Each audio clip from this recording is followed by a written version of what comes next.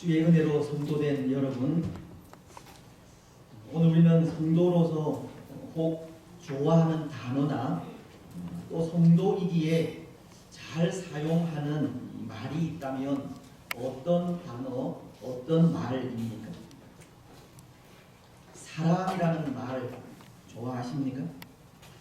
아니면 평안이나 하나님의 복이라는 말을 좋아하십니까? 때로 성도로서 이런 말들을 좋아하는 것은 당연한 일이라 생각하는데요.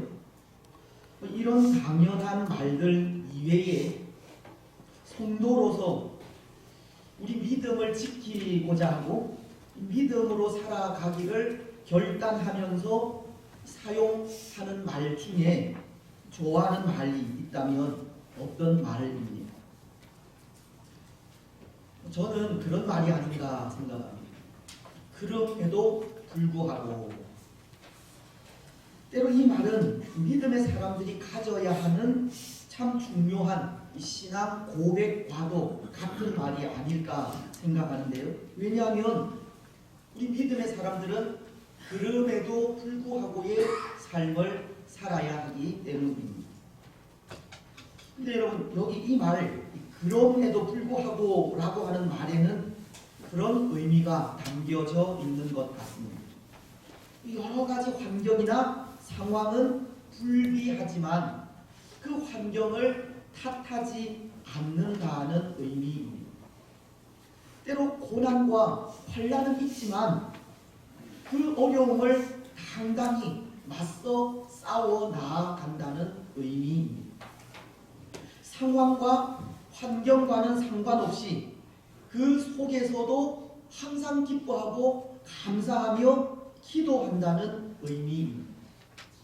마치 데살로니가 전서 5장 16절로 18절 말씀이 항상 기뻐하라, 쉬지 않고 기도하라, 범사에 감사하라, 이것이 그리스도 예수 안에서 너희를 향하신 하나님의 뜻이니라 라고 하시듯, 때로 그렇게 할 수 없는 상황이지만 그럼에도 하나님의 뜻에 따라 기뻐하고 감사하며 기도하는 것이 그럼에도 불구하고 라는 말이 전하는 의미입니다.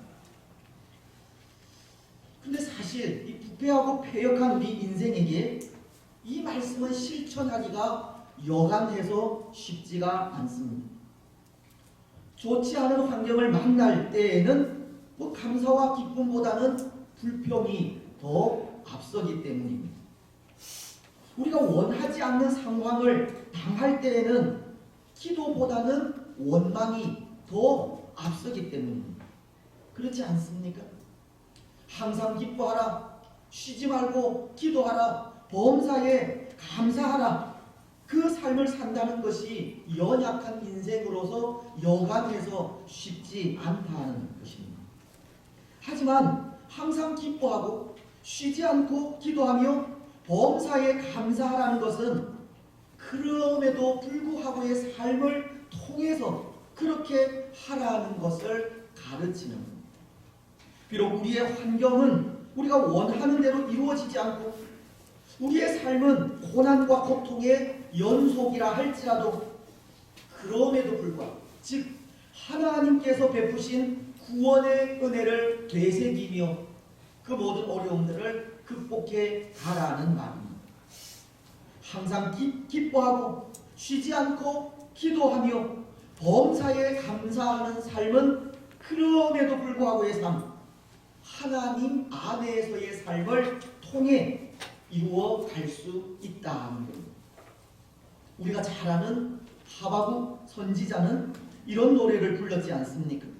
하박국서 3장 17절로 19절 말씀을 통해서인데요. 우리 이 말씀 함께 읽었으면 좋겠습니다. 시작. 비록 무화과 나무가 무성하지 못하며 포도나무에 열매가 없으며 소출이 없으며 밭에 먹을 것이 없으며 우리의 양이 없으며 외양간에 소가 없을지라도 나는 여호와로 말미암아 즐거워하며 나의 구원의 하나님으로 말미암아 기뻐하리로다. 주 여호와는 나의 나의 힘이시라. 나의 발을 사슴과 같게 하사 나를 나의 높은 곳으로 다니게 하시리로다.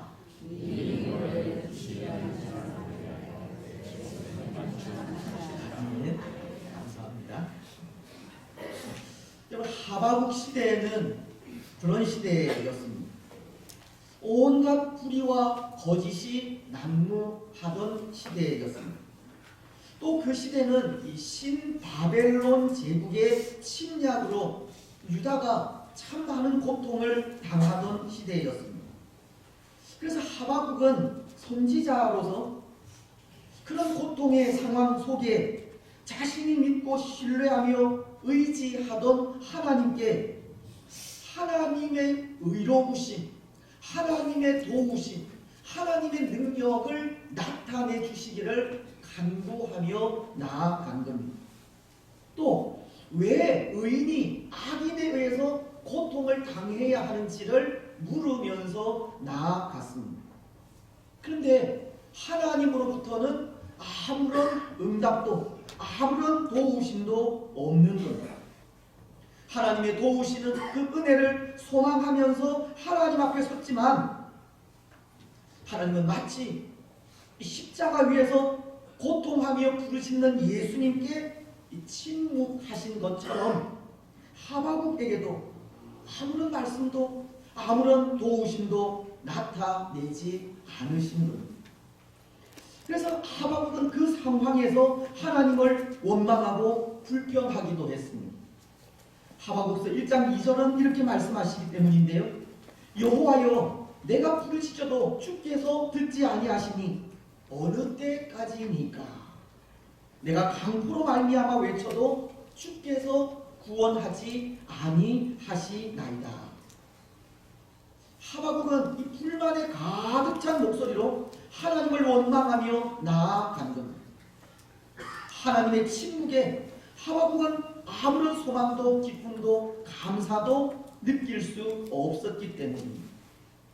그런데 그런 상황 속에 하나님의 침묵 속에 하바국이 내린 결론이 우리가 앞서 읽은 그 말씀입니다.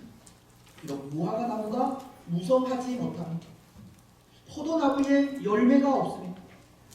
감람나무에 소출이 없으며 밭에 먹을 것이 없으며 우리의 양이 없으며 외양간에 소가 없을지라도 나는 여호와로 말미암아 즐거워하며 나의 구원의 하나님으로 말미암아 기뻐하리로다.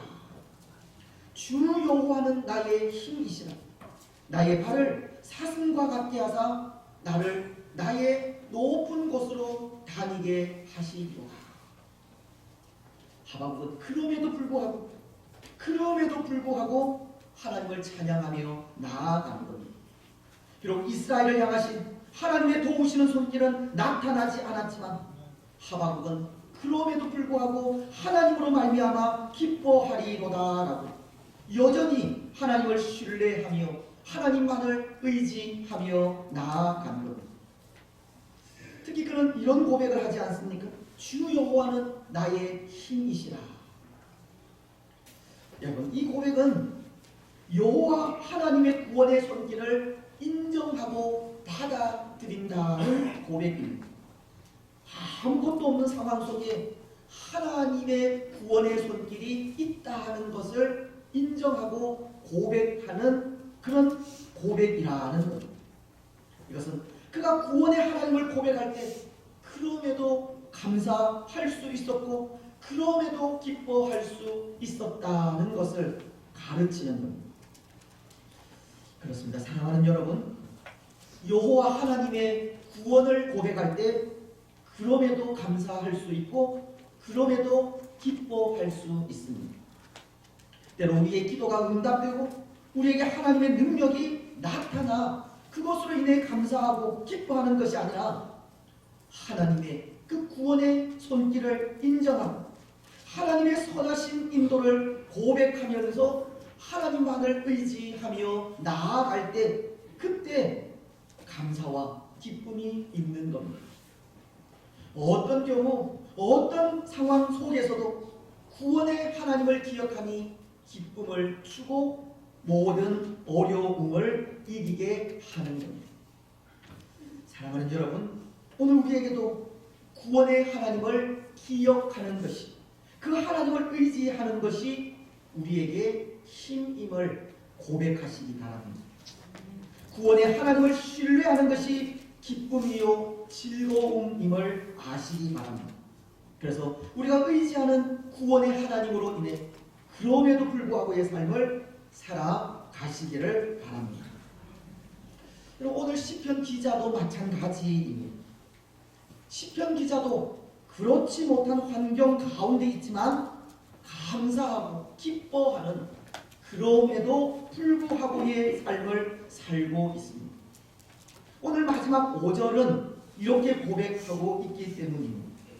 내 영혼아, 네가 어찌하여 낙심하며 어찌하여 내 속에서 불안해하는가. 너는 하나님께 소망을 두라. 그가 나타나 도우심으로 말미암아 내 하나님을 여전히 찬송하리로다. 여러분, 지금 시편 기자는 내 영혼아, 네가 어찌하여 낙심하며 어찌하여 내 속에서 불안해하는가 라고 하면서 큰 낙심 가운데 있음을 전하고 있는 겁니다.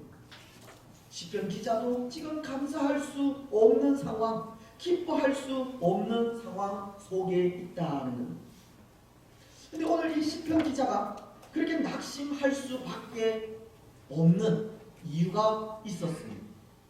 그것은 그가 하나님을 찬양할 수 없다는 것이 이유였습니다. 사실 오늘 본문은 이 앞선 시편인 시편 42편과 연결되는 부분으로 시편 42편을 보시면 그 제목이 고라 자손의 마스길이라고 하는데요. 이것은 고라 자손이 쓴 시로 인도자를 따라서 부르는 노래라는 것을 가르칩니다. 근데 여기 이 고라 자손을 생각할 때 이 고라 자손은 레위인으로서 조상 대대로 이 성전에서 하나님을 찬양했던, 찬양을 맡은 사람이었습니다. 하지만 성전에서 찬양을 맡았던 이 사람이 바벨론에 의해서 포로가 되었고 이제 더 이상 찬양의 삶을 살아갈 수 없는 상황이 된 것입니다. 찬양을 통해 예배를 돕고 찬양을 통해 하나님께 영광을 돌리던 그 삶을 이제 더 이상 살지 못하게 되었다는 겁니다. 그래서 이제 더 이상 자신에게 주어진 사명을 감당할 수 없고 더 이상 하나님을 위해 봉사하는 그 복된 일을 감당하지 못하게 되자 그것이 그에게 낙심이 되어서 찾아오게 된 것입니다. 시편 기자는 하나님을 찬양할 수 없는 그 환경으로 인하여 감사할 수 없고 기뻐할 수 없는 상황을 만나게 된 것입니다. 그런데 그런 그가 오늘 말씀을 통해 그럼에도 불구하고 하나님을 찬송하고 있는 겁니다. 5절 마지막 부분은 이렇게 말씀하시지 않습니까? 너는 하나님께 소망을 두라. 그가 나타나 도우심으로 말미암아 내 하나님을 여전히 찬송하리로다. 시편 기자는 내 하나님을 여전히 찬송하리로다라고 하나님을 찬양할 수 없는 상황 속에서도 여전히 하나님을 찬송한다는 고백을 하고 있습니다. 시편 기자도 그럼에도 불구하고의 삶을 살고 있다는 것을 보여주는 겁니다. 그래서 여러분, 오늘 우리는 이 시편 기자가 이렇게 그럼에도 불구하고 하나님을 찬양하고 있는 그 이유가 무엇일까를 생각해 보고자 하는데요. 그 이유가 어디에 있겠습니까? 그럼 무엇을 통해 여전히 하나님을 찬송할 수 있었겠습니까? 오늘 본문은 그것에 대해서 두 가지의 이유를 말씀하고 있는 것 같습니다. 먼저 그 하나는 그가 만난 하나님을 통해서입니다. 1절은 이렇게 말씀을 하십니다. 하나님이여 나를 판단하시되 경건하지 아니한 나라에 대하여 내 송사를 변호하시며 간사하고 불의한 자에게서 나를 건지소서. 오늘 시편 기자가 만난 하나님, 어떤 하나님이십니까? 그는 하나님에 대해서 내 송사를 변호하시며 라는 말씀을 하시듯 변호하시는 하나님, 변호인이신 하나님을 만나게 된 것입니다. 하나님은 그의 백성들을 향한 변호사가 되신다는 겁니다. 그런데 여기 변호사의 역할이 어떤 역할입니까? 죄를 지은 사람의 대리자로서 죄 없음을 밝혀주는 역할을 합니다. 때로 억울한 일을 당하거나 불의한 일을 만나게 될 때 변호를 통해서 그 어려운 상황에서 건져주는 역할이 변호사의 역할입니다. 변호사는 죄로부터 또는 불의한 세력으로부터 억울한 일로부터 보호하고 건져 구원해 주는 역할을 한다는 겁니다. 오늘 시편 기자는 그렇게 자신을 변호해 주시는 하나님을 만나게 된 겁니다. 죄로부터 또는 불의한 세력으로부터 보호하시고 건져 주시는 하나님을 만난 겁니다. 그래서 1절 중간절을 통해 이렇게 말하지 않습니까? 경건하지 아니한 나라에 대하여 내 송사를 변호하시며 간사하고 불의한 자에게서 나를 건지소서. 그는 지금 자신이 이방 나라에 포로되어 있다는 것을 알리면서 이 불의한 나라로부터, 이 상황으로부터 나를 건져 구원해 주시는 하나님을 고백하고 있는 것. 하나님은 유다 민족을 죄로부터 또 자신이 당한 억울한 일로부터 건져 구원하실 분이라는 것을 고백하고 있다는 것. 그래서 그런 변호하시는 하나님으로 인해서 구원을 받아 언젠가는 이 포로의 몸에서 해방될 것을 기억할 때 그것이 감사해서 하나님께 찬송을 하고 있는 겁니다. 구원자이신 하나님으로 인하여 하나님의 그 변호를 통해서 그 죄로부터 건져 구원을 받을 것을 생각할 때 그것이 그로 하여금 여전히 하나님을 찬송하게 했다는 겁니다. 여러분, 이것은 오늘 우리도 마찬가지입니다. 오늘 우리도 이전에는 예수님을 믿기 전에는 사단에 의해 포로된 자들이었다는 뜻입니다. 로마서는 6장 17절 상반절을 통해 이렇게 말씀하시기 때문입니다. 하나님께 감사하리로다. 너희가 본래 죄의 종이더니. 우리가 본래 죄의 종이었습니다. 우리는 본래 죄의 종이었습니다. 그런데 그 죄에서 해방이 되었습니다. 로마서 6장 17절 하반절로 18절은 이렇게 말씀하시기 때문입니다. 너희에게 전하여 준 바 이 교훈의 보언을 마음으로 순종하여 죄로부터 해방되어 의에게 종이 되었느니라. 본래는 죄의 종이었지만 우리가 받은 복음, 즉 예수 그리스도를 믿음으로 그 죄에서 해방이 되었다는 겁니다. 그런데 우리를 그 죄에서 건져 구원하시기까지 하나님 앞에서 우리의 죄를 변호해 주신 분이 있습니다. 예수님이십니다. 요한 1서는 2장 1절을 통해 이렇게 말씀하십니다. 나의 자녀들아, 내가 이것을 너희에게 쓰면 너희로 죄를 범하지 않게 하려 함이라. 만일 누가 죄를 범하여도 아버지 앞에서 우리에게 대언자가 있으니 곧 의로우신 예수 그리스도시라.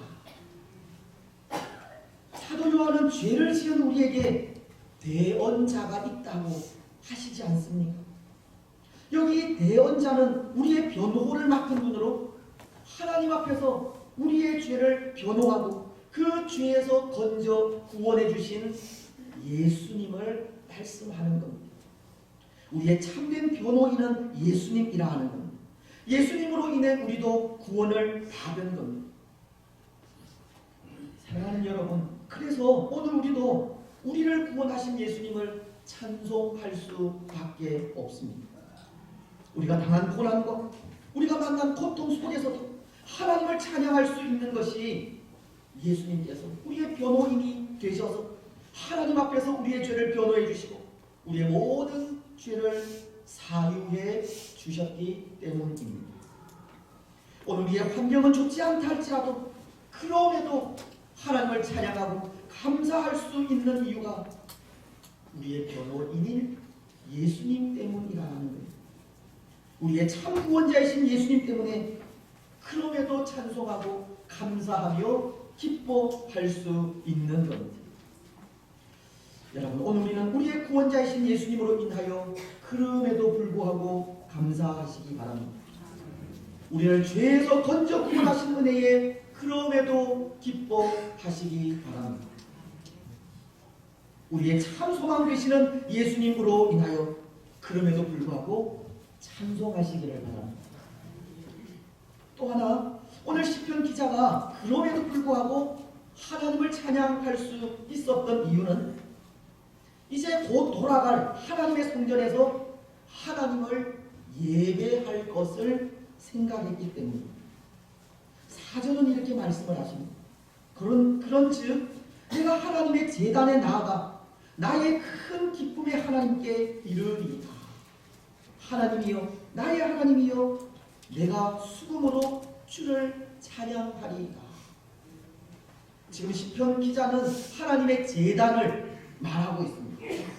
여기 하나님의 제단은 3절이 말씀하듯이 주의 거룩한 산과 주께서 계시는 곳을 의미하는 것으로 하나님의 도서 곧 예루살렘을 말하는 것, 하나님의 성전이 있는 예루살렘을 말한다는 겁니다. 시편 기자는 바로 그 예루살렘을 바라보았고 구원자이신 하나님으로 인해 이제 곧 그곳에 가서 하나님을 예배할 것을 생각하니 그것이 감사하지 않을 수 없었던 겁니다. 그것으로 인하여 여전히 하나님을 찬송하게 된 것입니다. 여러분, 사실 포로 중에 있는 이 이스라엘, 하나님을 온전히 예배할 날을 얼마나 사모하고 기다렸는지 모릅니다. 그래서 오늘 본문과 연결이 되는 이 시편 42편은 그 마음을 이렇게 표현하고 있습니다. 먼저 42편 1절로 2절인데요. 하나님이여, 사슴이 시냇물을 찾기에 갈급함 같이 내 영혼이 주를 찾기에 갈급하나이다. 내 영혼이 하나님, 곧 살아계시는 하나님을 갈망하나니 내가 어느 때에 나아가서 하나님의 얼굴을 배울까. 여러분, 이 말씀 속에서 시편 기자가 하나님을 예배하고자 하나님을 만나고자 하는 그 갈망의 모습을 우리는 충분히 느낄 수 있지 않습니까? 내가 어느 때에 나아가서 하나님의 얼굴을 배울까. 이스라엘은 바벨론의 포로가 되어 하나님을 온전히 예배할 수 없는 그 상황 속에 마치 사슴이 시냇물을 찾기에 갈급함 같은 심정을 가지게 된 겁니다. 또 시편 42편 4절은 이렇게 말씀하십니다. 내가 전에 성의를 지키는 무리와 동행하여 기쁨과 감사의 소리를 내며 그들을 하나님의 집으로 인도하였더니 이제 이 일을 기억하고 내 마음이 상하는구나. 시편 기자는 하나님을 찬양하며 많은 사람들을 하나님께로 인도하던 그때를 떠올리며 그렇게 하지 못하는 지금의 이 상황에 대해서 마음이 상한다고 표현하고 있습니다. 그가 얼마나 하나님을 사모하고 하나님의 은혜를 갈망하며 하나님을 예배하는 일을 사모하고 있는지를 보여주는 겁니다. 하지만 이제 뭐잖아. 하나님의 도성인 예루살렘에서 하나님을 예배하며 나아갈 것을 생각하니 그 감격에 하나님을 찬송하지 않을 수 없었던 겁니다. 그렇습니다. 사랑하는 여러분, 오늘 우리 성도들에게는 하나님을 예배하는 일보다 더 감격적인 일은 없습니다. 하나님을 예배할 수 있다는 것보다 더 큰 기쁨은 없다는 겁니다. 하나님을 예배하고 그 은혜에 감사하는 일보다 더 큰 은혜는 없습니다. 오늘 우리에게도 이렇게 마음껏 하나님을 예배하고 찬양할 수 있다는 것이 얼마나 큰 은혜인지 모릅니다. 때로 추수감사주의를 앞에 두고 하나님께 감사하면서 예배할 수 있다는 것이 얼마나 큰 은혜인지 모른다는 겁니다. 여러분, 예배할 수 없는 환경, 찬송할 수 없는 상황을 상상해 보셨습니까? 마음껏 하나님을 예배할 수 없는 상황을 상상해 보신 적이 있습니다. 그것은 아마도 지옥이 아닐까 생각합니다. 그래서 어떤 분은 이런 말을 했는데요. 지옥을 경험해 보셨습니까? 감사할 수 없는 곳이 지옥입니다. 찬양할 수 없고 기뻐할 수 없는 곳이 지옥입니다. 우리가 마음껏 하나님을 찬양할 수 없는 바로 그곳이 지옥입니다. 하나님을 예배할 수 없는 곳이 지옥인 겁니다. 이 말은 반대로 하면 우리가 거하는 곳이 비록 지옥이라 할지라도 그곳에서도 하나님을 찬양할 수 있고 하나님을 예배할 수 있다면 그것이 오히려 천국이라는 것을 전하는 말이 아닌가 생각합니다. 하나님을 온전히 예배할 수 있는 것이 얼마나 큰 복이요 은혜인지 모른다는 거예요. 어쩌면 오늘 우리에게도 언젠가 하나님을 예배할 수 없는 상황이 오게 될지 모르겠지만 오늘 우리는 하나님을 예배할 수 있다는 것이 얼마나 큰 기쁨이요 은혜인지를 아셨으면 좋겠습니다. 하나님께 감사하며 나아갈 수 있다는 것이 얼마나 큰 기쁨인지 얼마나 큰 복인지 아셨으면 좋겠습니다. 시편 기자는 시편 73편 28절을 통해 이렇게 말씀하십니다. 하나님께 가까이함이 내게 복이라. 내가 주 여호와를 나의 피난처로 삼아 주의 모든 행적을 전파하리이다. 여러분, 하나님을 가까이 할 수 있다는 것, 하나님을 예배할 수 있다는 것, 하나님을 찬송할 수 있다는 것이 큰 복입니다. 하나님을 예배할 수 있다는 것은 더 없는 은총이고 하나님께 감사하며 나아갈 수 있다는 것은 더 없이 큰 영광입니다.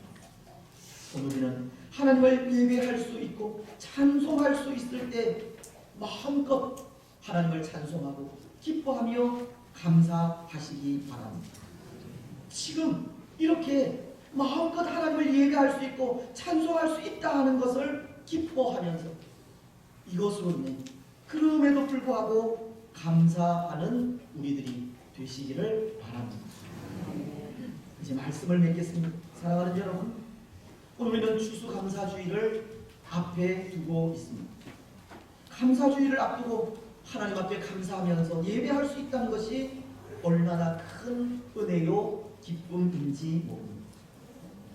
여러분, 이 시대 우리의 환경은 하나님을 예배할 수 없게 하고 감사할 수 없게 만들기, 기뻐할 수 없게도 하지만 오늘 믿음을 가진 우리는 어떤 상황 속에서도 그럼에도 불구하고 하나님을 예배하고 감사하며 기뻐해야 합니다.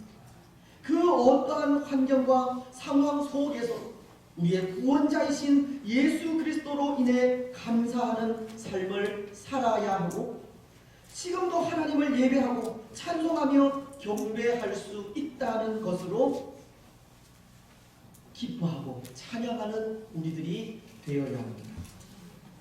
여러분, 오늘 우리는 그럼에도 불구하고 하나님을 찬양하고 경배하며 예배할 수 있기를 바랍니다. 예수 그리스도로 인해 마음껏 하나님을 예배하고 찬송하고 경배할 수 있다는 것에 감사하시기 바랍니다. 특히 추수감사주의를 앞에 두고 우리가 살아온 모든 삶이 우리의 참 구원자이신 예수 그리스도의 크신 은혜와 사랑이었음을 다시 한번 고백하면서 구원자이신 예수 그리스도로 인해 그럼에도 불구하고 감사하고 기뻐하고 찬양하며 예배하는 복된 성도들이 되시기를 주님의 이름으로 축복합니다. 298장